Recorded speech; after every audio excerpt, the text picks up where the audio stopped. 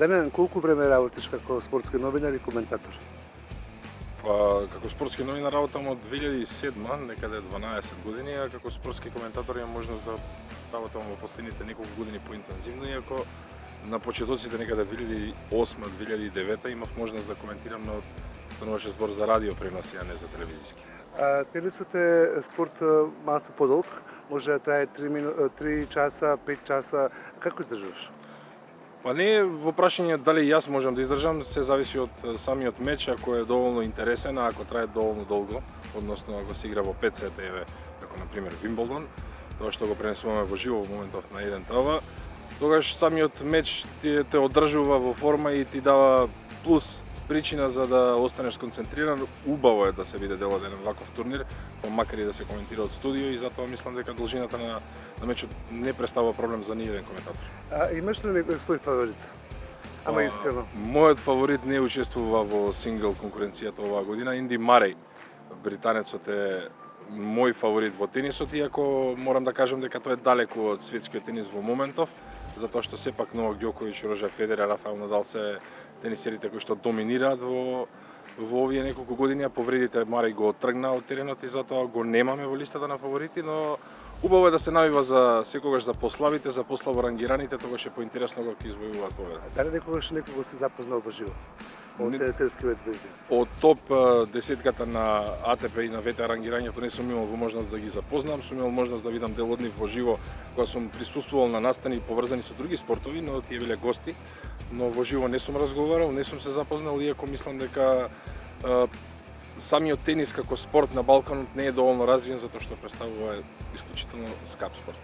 Колку скап? Па многу скап ако го споредиме со сите оние кои што сакаат да се занимаваат со сите спортови како што се фудбалот, кошарката, ракометот. Тенисот и скијањето отскокнуваат многу и за сам почеток од она што јас го имам за информација во, речеме, во нашата земја, за да поминат неколку сезони за да се развие едно младо девојче или момче во полупрофесионален тенисер, му требаат околу 50.000 евра по година. Македонија тенисери? Имаме, не можеме да се пофалиме со врвни бројки. Лина Ѓорчевска е... Томич. Томислав, тако беше Томислав Томич, така.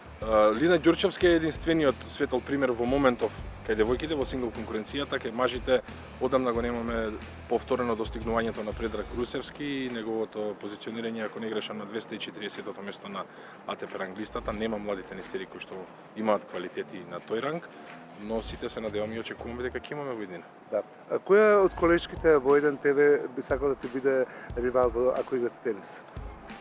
Од колешките во 1 ТВ? Па во тенис мислам дека има повеќе конкурентки кои што добро ќе се снајдат, но со оглед на формата во која што сум јас. Искра е добра. Попечевска. Па Искра Попечевска е добра, Ивана Монтажерката исто така мислам дека добро ќе се снајдеме, пошто и сигурен сум дека имаат кондиции исто колку и ја. Добро, те гледаат ли? Во однос на? Тоа што го работиш во моментот со Вимблдон. Па да, мислам дека е ова сериозно гледан проект и затоа што представува неофицијално светско тениско првенство. Вимблдон е бренд во светот, убаво е да се биде дел од брендот и да се биде дел од тимот што го работи ова надпреварување на 1 ТВ.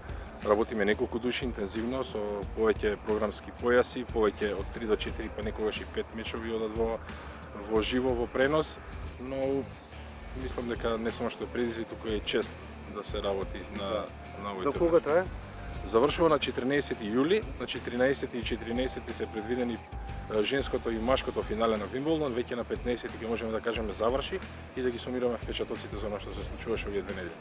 Јас сум Дамјан Николовски, спортски новинар и коментатор, а вие гледате и гледајте ексклузив на 1 ТВ.